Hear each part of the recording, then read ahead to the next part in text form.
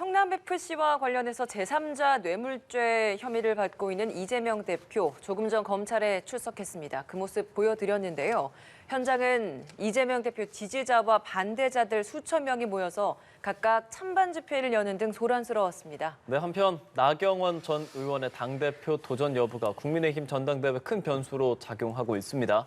정치권 이슈 김종혁 국민의힘 비대위원, 한민수 더불어민주당 대변인 두 분 모시고 이야기 나눠보겠습니다. 어서 오십시오. 안녕하십니까. 네, 두 분 기다리시면서 아마 이재명 대표 출석해서 한 발언 같이 들으셨을 것 같은데요. 네. 자, 어떻게 들으셨습니까? 야당이 먼저 하시는 게 낫지 않을까요? 그럴까요? 한민수 대변인 어떻게 들으셨습니까? 이럴 때 뭐 듣긴 들었습니다. 저는 뭐 일각에서는 뭐 총 집결했다, 결집시켰다, 그런 뭐 지시사항 안 이룬다는 게 입증되잖아요. 제가 당 대변인이지만 방송 출연하고 있고. 근데 저는 대표가 저렇게 입장문을 우리 국민들이 많이 들으셨을 거라고 봅니다. 들으셨으면 상당 부분 정말로 거의 대부분 판단을 하시고 저는 역사가 판단할 거라고 봅니다.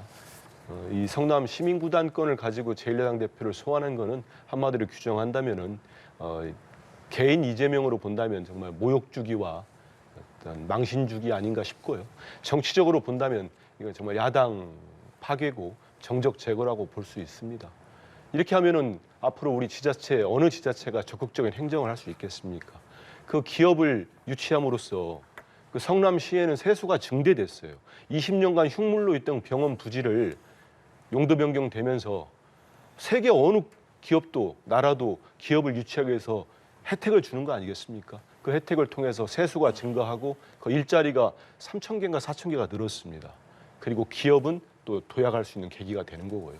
이런 행정을 그거를 마치 성남 시민구단의 광고비 계약과 연계를 시켜가지고 이게 처음 수사는 다들 아시겠습니다만은 이 광고비라는 돈이 뭐 이재명 대표 측이랄지 흘러간 거 아니냐 이게 수사의 출발점이었거든요. 근데 아무리 뒤져도 나오는 게 없는 거예요. 군품이랄지 누가 돈 받은 게 없으니까 갑작스럽게 제3자 뇌물죄로 이제 방향을 튼 건데요. 이번 국민들이 이번 소환 조사를 보면서 이 대표가 말씀하신 그런 과정들 들어보면은 정말 터무니없다는 생각을 할 겁니다. 하나만 덧붙이자면 지금 많은 그 시도에 그 축구단도 있고 운동 구단들이 다 있습니다. 예. 지금도 광고비 계약을 해서 내고 있습니다. 그럼 두산건설이나 네이버나 이런 부분들이 뭐 2년에 40억, 3년에 50억 낸 돈이 큰 돈 아니야 생각하는데 전혀 그렇지가 않습니다. 한 예를 들어드리면 이미 두산건설은 대구 FC라고 2년간 50억 계약을 한 게 있습니다. 다 지급을 했고요. STX는 경남 FC에 5년간 200억을 광고비 계약을 했습니다. 신한은행은 인천 FC에 매년 20억씩 내고 있고요. 그런 식으로 각 구단들은 그 관내에 있는 기업들이 광고비 계약을 하고 있기 때문에 이게 성남 시민구단만 특수한 예외가 아니거든요. 이런 부분들 다 헤아려 본다면은 이번 검찰의 수사가 너무 무리하고 정말 민주당과 많은 야당 지지자들이 생각하는 것처럼 야당을 파괴하려고 하고 이재명 대표를 제거하려는 거 아닌가 알겠습니다. 이런 의심을 할 수밖에 없습니다. 예, 김종혁 비대위원 어떻게 생각하십니까? 좀 의외였습니다. 그러니까 저는 뭐 이재명 대표가 굉장히 짧고 간결하게 어떤 의지나 입장이나 이런 것들 표시할 줄 알았는데 변호사처럼 본인에 대해서 물론 변호사시지만 본인의 혐의에 대해서 이렇게 장황하게 들어 놓으셔서 약간 저건 뭐 검찰에 들어가서 얘기할 얘기를 왜 여기서 하시나 뭐 이런 생각이 들었고요. 그런데 거기서 말씀하시면서 이건 어차피 검찰이 왜곡과 조작을 하고 있는 거고 결론을 정해놓은 거니까 의미 없다라는 식의 말씀을 하셔서 아마 들어가서는 묵비권을 행사할 수도 있겠구나 라는 그런 느낌도 받았어요. 어떻게 하실지는 모르겠습니다. 어떤 지금 하시는 말씀을 되풀이하시지 않을까 생각이 드는데 근데 저는 생각하기에 이 검찰이 아주 이렇게 어처구니 없는 집단이 아니기 때문에 대개의 경우 그 혐의 내용을 부인하던 분들이 검찰 안에 들어가서 조사를 받을 때는 깜짝 놀란다고 그래요. 아니 어떻게 이런 것까지 다 조사해놨지? 뭐 이런 경우가 꽤 있다는 거죠. 근데 저 사안의 경우는 상대방들이 다 있는 거 아니에요? 두산도 있고 네이버도 있고 여러 농협도 있고 여러 관련 그 대상자들이 있기 때문에 그 관계자들이 뭐라고 진술했는지 우리는 뭐 실질적으로 이런 걸 제공함으로써 반대급부를 생각을 해서 제공을 한 거다라는 진술들이 저는 있을 거라고 봐요.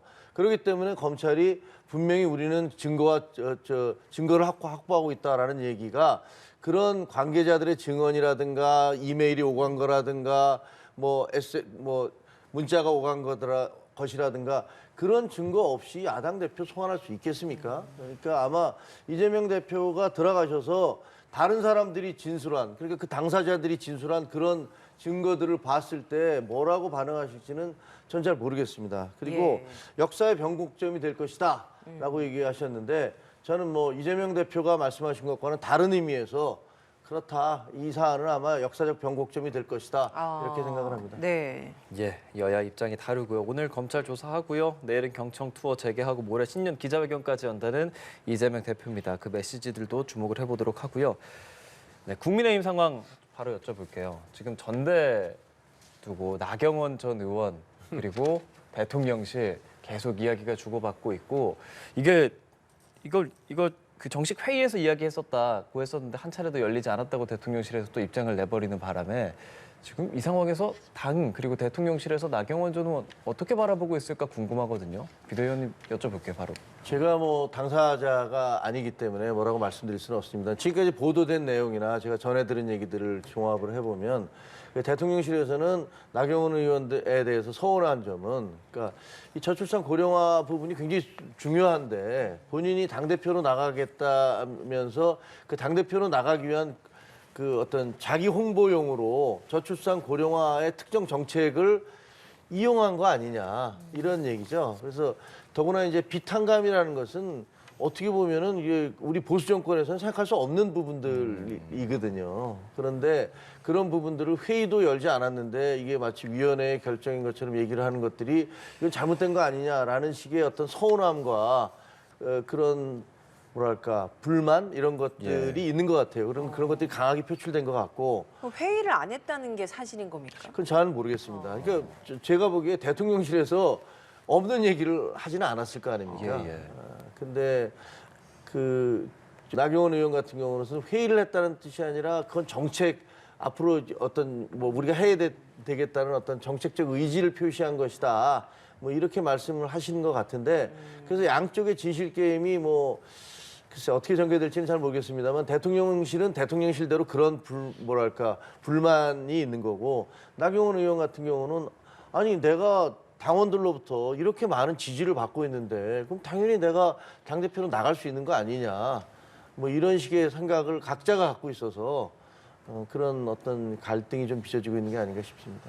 부위원장직 해촉 혹은 경질 뭐 이런 가능성도 조금씩 나오고 있어서요. 그 부분에 대해서는 뭐 이야기 들으신 거 있으십니까? 없습니다. 뭐 없고 지금 현재 어차피 선거라는 것은 같은 당에서 선거를 치러도 서로 경쟁자들이잖아요.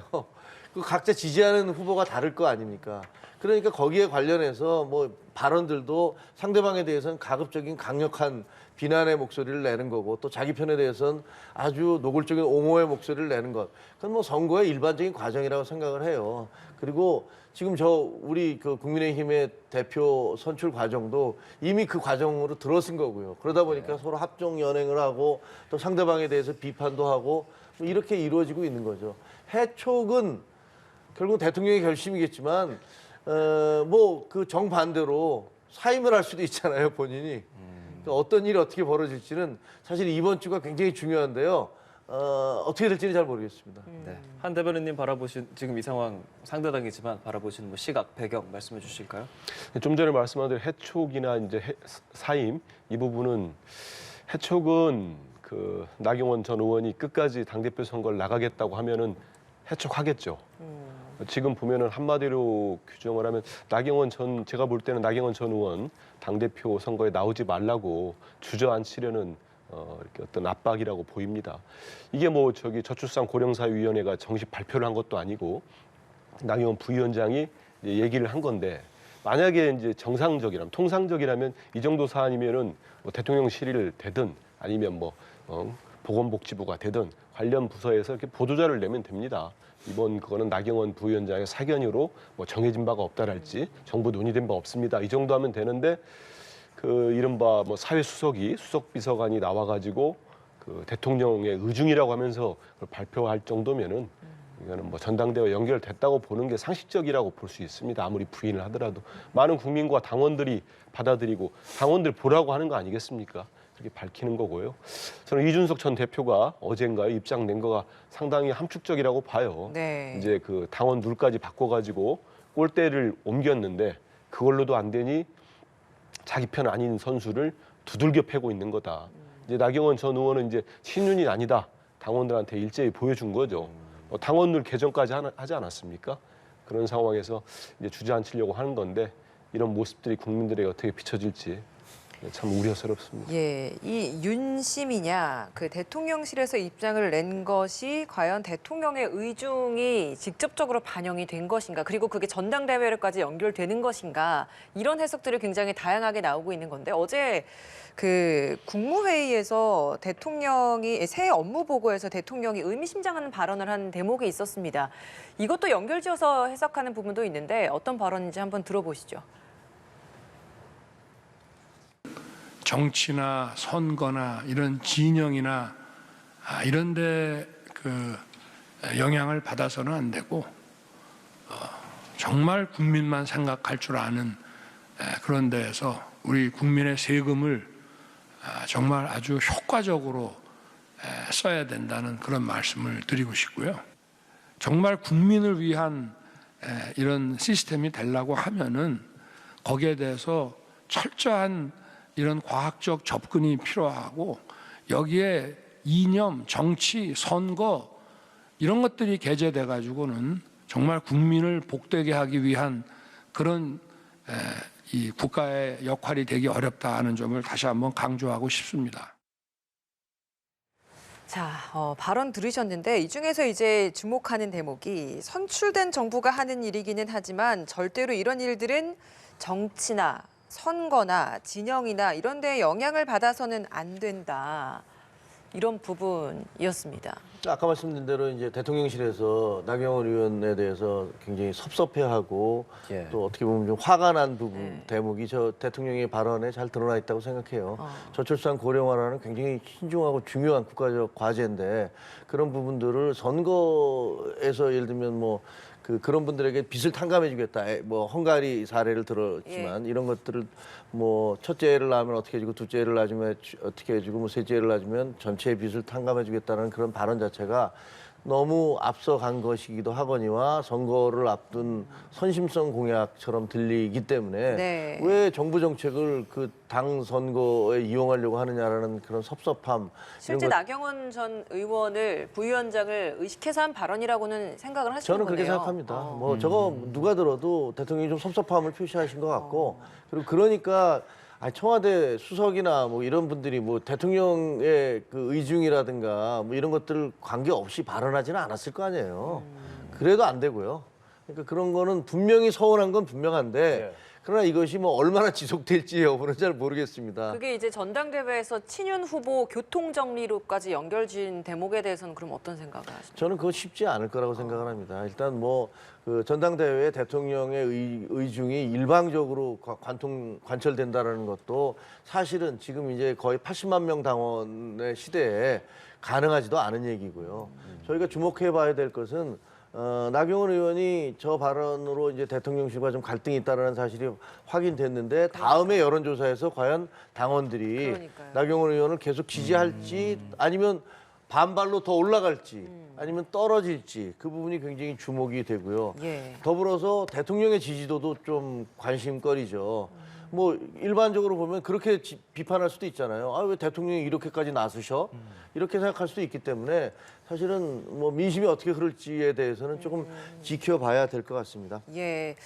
이 부분 저도 궁금했어요. 네. 그러니까 지금 친윤 후보 교통정리 이야기는 나옵니다. 아직 뭐 대통령실에서는 당연히 지금 부인하고 있는 상황인데, 그럼에도 불구하고 이렇게 지금 나경원 부위원장이 윤석열 대통령의 지지를 받고 있다는 건 아니라는 건 지금 확인이 된 상황이지 이제 않습니까? 삼척동자가 다 아는 거죠. 그러니까요. 그럼 그런 상황이면 사실 당원들 지지율 가장 높은 1위 후보였는데 여기에 변화가 생길 것인가? 어떻게 전망하세요? 나경원 전 의원의 지지율이에요. 예. 저는 뭐 정확히 뭐 어떻게 알겠습니까만 저는 뭐 국민의힘 당원도 아니기 때문에 당심으로만 바꿔놨잖아요. 하지만 저는 의외로 나경원 전 의원이 지지율이 지금 상당히 압도적인데 다른 후보들에 비해서 유지를 하거나 더 올라갈 수도 있겠다, 이런 생각이 듭니다. 왜냐하면 오늘 어느 기사를 보니까 어느 국민의힘 당직자가 관계자가 멘트를 해놨어요. 내가 나경원을 응원할지 몰랐다. 그거가 뭐냐면 동정심과 너무 집중 공격을 받으니까 이게 뭐 애처로움 같은 게 생기는 거죠. 근데 선거에 있어서 동정심이라는 건 상당히 무시 못할 요소 중에 하나입니다. 그 당원들도 78만 명 중에 뭐 반절만 하더라도 한 40만 명 가까운 사람들 아니겠습니까? 그분들 생각에 나경원 전 원내대표가 이거 너무 심하게 핍박받는데 하면 동정심도 잃을 수 있고요. 저는 그것보다도 대통령실에 한마디 하고 싶은 게 아니 대중 정치인을 이 되게 난제에 가까운 정말 풀지 못하는 저출산 고령 사회, 고령화 문제를 해결하라고 임명을 할 때면 그냥 한 자리 준 차원이 아니고 실제로 어떤 의욕을 가지고 일을 해보라고 했다면은 이 헝가리식의 대출 탕감 정책 확정된 거 아니잖아요. 충분히 논의할 수 있는 거 아니겠습니까? 그거를 논의하고 말을 했다고 대통령이 신년 새해 보고까지 평소 같으면은 뭐 국민 혈세는 국민만 보고 써야 된다. 진영 관계없이 좋은 말씀이죠. 근데 이런 상황에서 이런 얘기는 대통령까지 이제 등장하셨어요.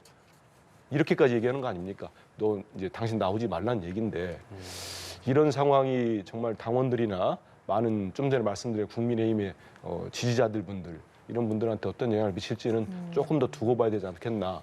오히려 역작용, 부작용도 나올 수 있지 않겠나 이런 생각이 좀 듭니다.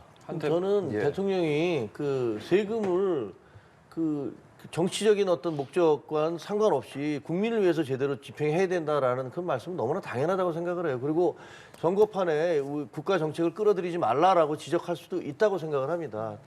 당원인과 동시에 또 그 국가 지도자이기 때문에 그런 얘기는 하실 수는 있는데 그런 과정을 통해서 나경원 의원한테 좀 실망하실 수도 있는 거고. 근데 정부의 역동성을 따져보면요. 어저께 이제 100명의 청년들이 모여서 나경원 청년 당원들, 전 의원 출마해달라고 요구를 했잖아요. 이준석과 나경원 두 분은 상당히 사이가 좋지 않은 걸로 알려져 있었는데 또 상황이 이렇게 되니까 뭐 이준석을 좀 지지하던 분들이 그러면 우리 나경원을 뭐 지지해야 되는 거 아니야? 뭐 이런 식의 막 이합 집산이 이루어지고 있어서 아마 앞으로도 이런 일들이 계속 여러 가지가 벌어질 겁니다. 그 결과가 어떻게 될지는 사실 그건 하나님만 아시겠죠. 누가 알겠습니까만 저희로서는 역동성이 있으니까 저희 국민의힘 그 전당대회에 관심을 더 많이 끌 수도 있다. 너무 이기적인 생각인가요? 그럼 그 역동성 속에서 나경원 전 의원이 그래서 출마할 거라고 보세요? 그건 잘 모르겠습니다. 근데 분명히 본인이 굉장한 고심을 하고 있을 거예요. 아니 이번 주 내에 청년 결정을 당원들 해야죠. 기자회견 출마해달라고 하는 기자회견을 여는 걸 국회 정론관에서 열어야 되는데 그걸 나 전 의원이 현역 의원에게 직접 부탁을 그랬다고 해서 합니다. 열어달라고 맞아요. 한 거면 그건 또 출마 의사가 있는 게 아닌가 이런 해석이 또 되는 거잖아요. 그래요. 근데 막판 순간에 어떤 결정을 내릴지는 누가 알겠습니까? 근데 전체적인 흐름은 나경원 의원은 좀 본인이 내가 이율인데 내가 물러난다는 게 말이 되느냐. 내가 물러나면 오히려 정말로 윤심이 작동했다는 비난 나올 거 아니냐. 뭐 이런 말씀을 하실 수도 있는 거니까 글쎄요. 한 번 정도의 여론조사를 보고서 결정하지 않을까. 이런 일이 벌어졌는데 아까 한민수 대변인 이제 올라가거나 수평을 유지할 것이다. 이렇게 얘기를 하셨잖아요. 네. 근데 그게 그렇게 된다면 본인은 아마 나갈 것이다. 가능성이 있고 근데 조사를 해봤더니 이게 뭐 상당히 떨어졌다 그러면 역시 이 대통령의 어떤 영향력이라든가 어쨌든 이번 선거에 있어서는 누구든지 대통령과 각을 지는 사람이 되면 안 된다라는 그런 당원들의 마음이 강하구나 이런 것들이 확인되면 또 좀 다른 생각을 할 수도 있고 이번 주가 굉장히 중요할 것 같습니다. 저도 그 소통관 문제를 접했을 때 이건 또 마음을 굳혔구나. 소통관이죠. 왜냐하면 소통관은 이제 국회의원들이 잡아줘야 됩니다. 다문화로 이야기 때문에. 그래서 직접 나경원 전 의원이 이제 본인 아는 분 의원한테 연락을 해서 잡았다고 하길래 이거는 본인 출마 의지가 강한 거 아닌가 하는 생각을 했고요. 그리고 대중 정치인이 지금 이런 상황에서는 이것 때문에 접는다 하면은 저는 나경원 의원이 상당히 정치적 위기를 맞을 수밖에 없다고 봅니다.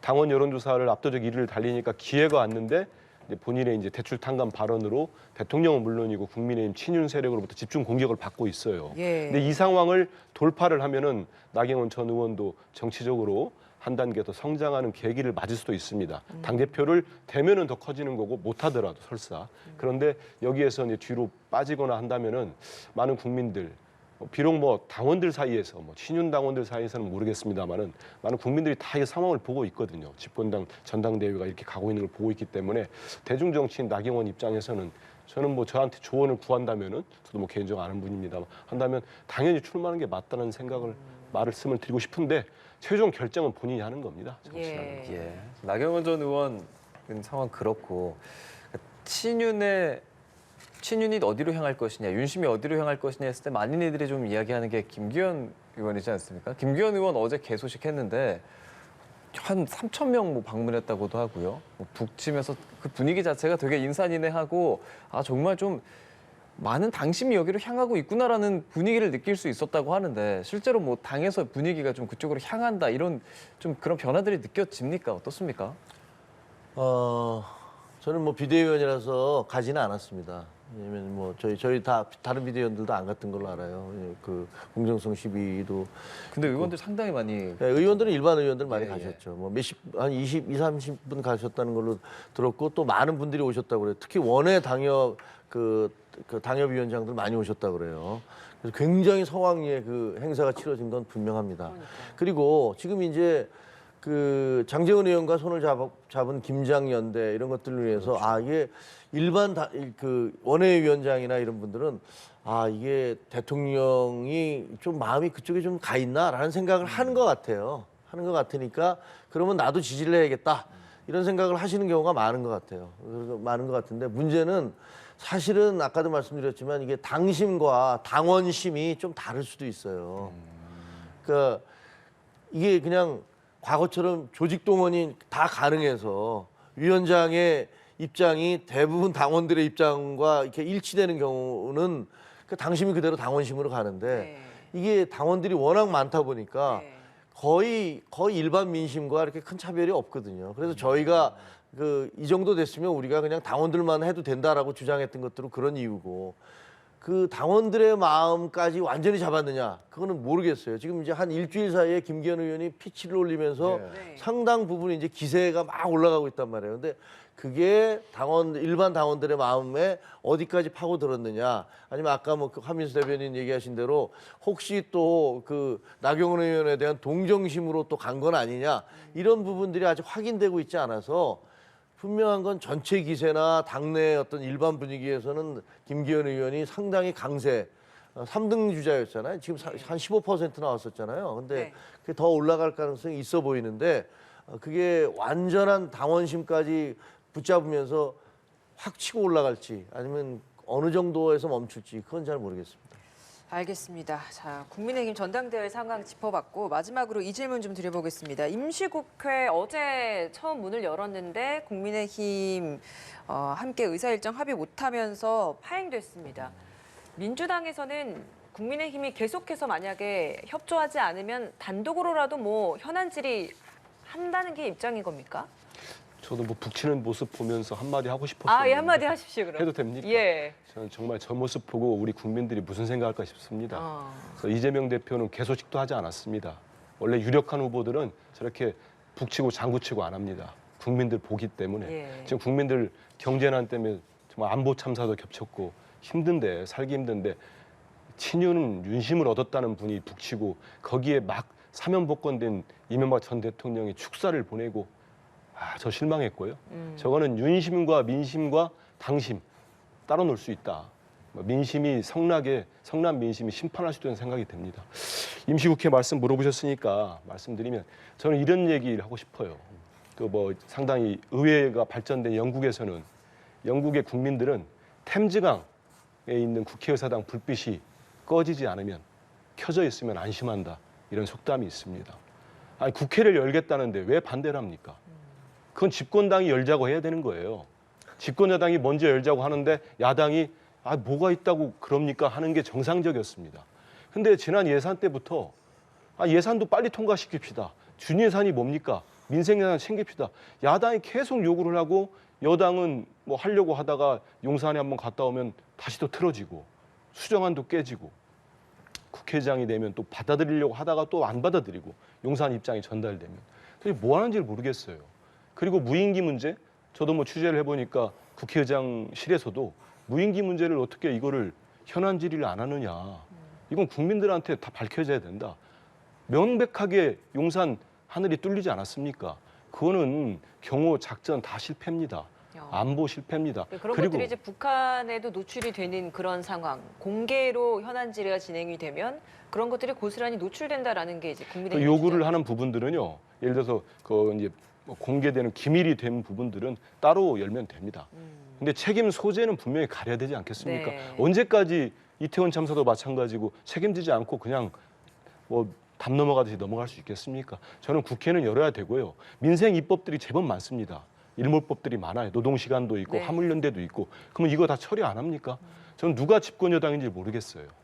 그래서 분명히- 협조 안 하면 단독으로라도 할 것이다. 아니 열어서 민생 입법 챙기는 게 국회 본연의 알겠습니다. 자세 아니겠습니까? 예. 역할이고. 반론 듣고 마무리하죠. 저는 뭐 그 정당 행사에서 그다음에 경선 과정에서 북을 치든 어퍼컷 세리머니를 하든 그것은 개인의 자유인 것이고요. 네. 다 국민들에게 어필할 수 있는 부분을 하면 됩니다. 그런 걸 가지고 왈가왈부하는 건 좀 적절치 않아 보이고요. 예. 그 국회 지금 1월 달과 8월 달은 열지 않아 왔어요. 근데 이 열겠다 1월, 7월. 1월, 7월 예. 이걸 열겠다는 건 제가 보기에는 이거는 대선에서 끝난 다음에 계양을 자기가 살고 있지도 않은 계양을 갑자기 달려가서 거기서 국회의원이 된 거나 그다음에 당 대표로 그 등극을 하신 거나 그다음에 지금 계속 국회를 160 며칠째 열겠다고 이렇게 하시는 거나 다 한 가지입니다. 목표는 이재명 방탄이에요. 한 사람을 위해서 당 전체가 움직이고 국회 전체가 좌지우지 되고 있는 겁니다. 네. 이게 왜 어떻게 뭐 제 입장이니까 그건 뭐 민주당에서 다르게 생각하시겠지만 저는 그렇게 생각하고요. 지금 계속 무슨 책임을 말씀하십니다. 책임 맞습니다. 뭐 정치적 책임이죠. 근데 지금 이재명 대표는 법률적 책임에 대한 논란이 있는 분이에요. 이건 정치적 책임과는 훨씬 더 뛰어난 넘어서는 그런 문제점들 아닙니까? 이 정치적 책임에 대해서 이 법률적 책임에 대해서 지금 화면 보시다시피 저렇게 많은 의원들과 지지자들을 끌고 성남 지쳐 뭐 끌다는 게 뭐 본인이 오지 말라고 했다니까 거기에 얘기할 수는 없지만 제가 보기에는 공개적으로 변호사 한 분 데리고 아무도 나오지 마십시오라고 공개적으로 얘기를 하고 나오셔서 조사를 받고 다른 사건들 그 대장동이라든가 백현동이라든가 뭐 카드 대납이라든가 쌍방울 그것은 그 변호사비 대납이라든가 이런 건 모두 개인이 그 법률적인 문제니까 이게 정치적 문제 아닙니다. 그러니까 이런 책임을 지시는 게 맞다고 생각합니다. 예, 김종혁 국민의힘 비대위원, 한민수 더불어민주당 대변인 두 분과 함께했습니다. 오늘 말씀 고맙습니다. 고맙습니다. 감사합니다.